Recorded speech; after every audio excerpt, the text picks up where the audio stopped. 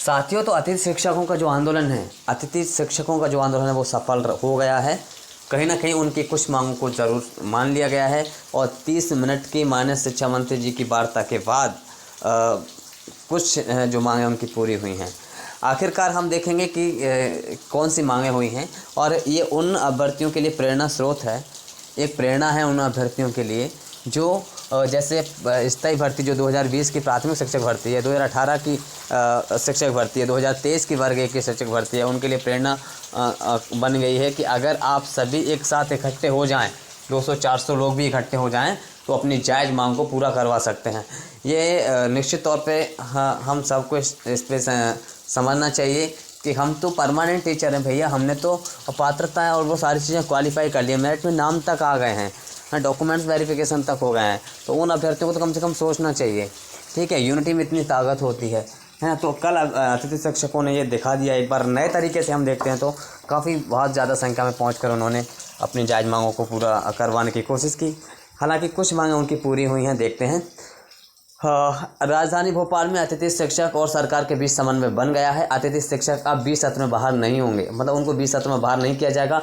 मंत्रालय में चली 30 मिनट की वार्ता सफल रही, जिसमें कुल 8 मुद्दों पर सहमति बन गई है। इसके बाद अतिथि शिक्षकों ने अपना आंदोलन वापस ले लिया है। 30 सितंबर तक का दिया समय।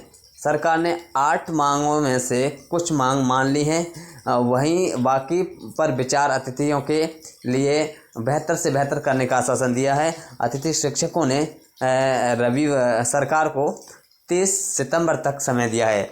अतिथि शिक्षकों ने कितने तक का समय दिया है? 30 सितंबर तक। अगर नहीं होता है तो 2 अक्टूबर को फिर आंदोलन करने वाले हैं।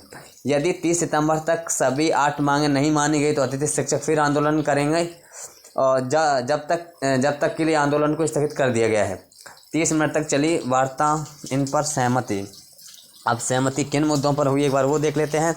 जानकारी के अनुसार अतिथि शिक्षकों का 10 माह का सेवाकाल अनुबंधन के साथ ही 30% से कम परीक्षा परिणाम देने वाले अतिथि शिक्षकों को सत्र 2024-25 में नियुक्ति का एक और मौका दिए जाने पर सहमति बन चुकी है। मतलब जिनके सब्जेक्ट में या जिन टीचरों ने 30% से कम रिजल्ट दिया था स्कूल का, उन टीचरों को भी 2024 और 25 के सत्र में अतिथि में ऑप्शन दिया जाएगा और उनकी जो है अतिथि में भी उनकी जो है अपना वो है नियुक्ति ले सकेंगे। ठीक है, दोपहर 11:30 से 12 तक मंत्रालय में अतिथि शिक्षकों के प्रतिनिधि मंडल के साथ स्कूल शिक्षा मंत्री राव उदय प्रताप सिंह ने चर्चा की। इस दौरान विभाग के प्रमुख सचिव और आयुक्त DPI मौजूद थे।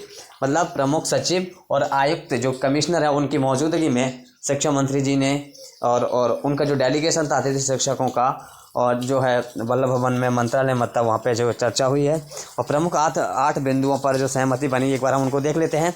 अतिथि शिक्षकों का 10 माह का सेवाकाल अनुबंध होगा, मतलब वो 10 महीने तक प्रॉपर पढ़ाते रहेंगे, उनको बीच में से नहीं हटाया जाएगा। 20 सत्र में अतिथि शिक्षक बाहर नहीं होंगे, अतिरिक्त पद नहीं माना जाएगा। अगर जहाँ अतिथि शिक्षक पढ़ा रहा है उस पद को रिक्त नहीं माना जाएगा।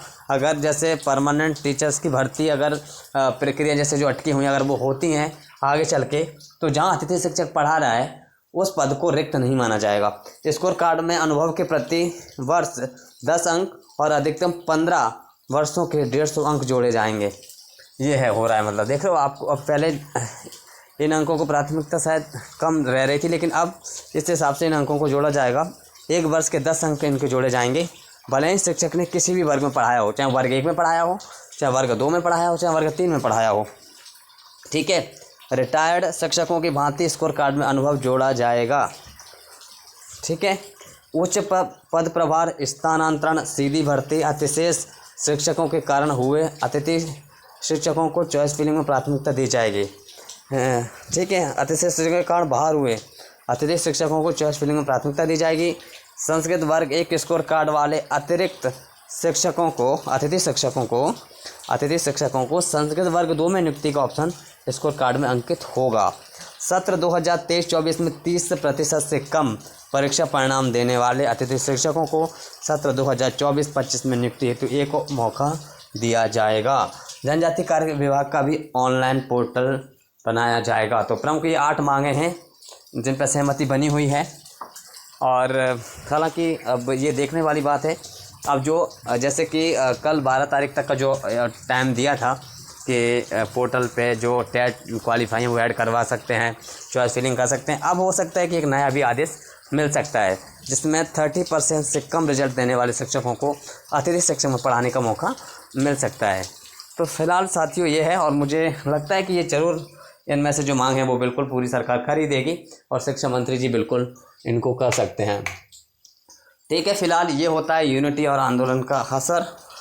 हालांकि उन्होंने जो परमानेंट की बात की थी तो परमानेंट ना पॉसिबल नहीं था, लेकिन उन्होंने मांग तो की, मतलब एक यूनिटी में इतनी दम रहती है। तो साथियों, जो प्राथमिक शिक्षक वर्ग 3 के अभ्यर्थी में उनको कहना चाहूँगा कि आपकी संख्या कम से कम 1500 से 2000 के समथिंग जो है, आप अगर यूनिटी बनाए तो आपकी वेटिंग क्लियर हो सकती है, आपको होल्ड क्लियर हो सकता है, लेकिन एक बार आपको ज़रूर संघर्ष करना पड़ेगा, तब जाके आपके नियुक्ति आदेश जो है जारी होंगे। अन्यथा विभाग सुनने वाला नहीं है, शिक्षा विभाग, स्कूल शिक्षा विभाग बिल्कुल सुनने वाला नहीं है।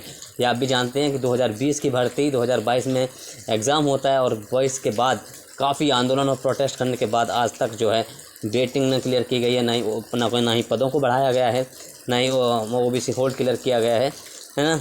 तो ये होता है संख्या बल कम का प्रभाव। संख्या बल ज़्यादा होता तो ये सारी चीज़ें अभी भी क्लियर हो सकती हैं। अगर आपको सोचना है करना क्या है, अभी आपके ऊपर निर्भर है। अगर आप शांतिपूर्वक तरीके से चाहें तो ज़रूर कर सकते हैं, लेकिन मेन चीज़ है संख्या बल अगर होगा तो आपकी शांतिपूर्वक तरीके से जो आप प्रोटेस्ट करेंगे या जो आप मांग रखेंगे वो ज़रूर सुनी जाएगी। लेकिन आपका संख्या बल बहुत ज़्यादा मायने रखता है।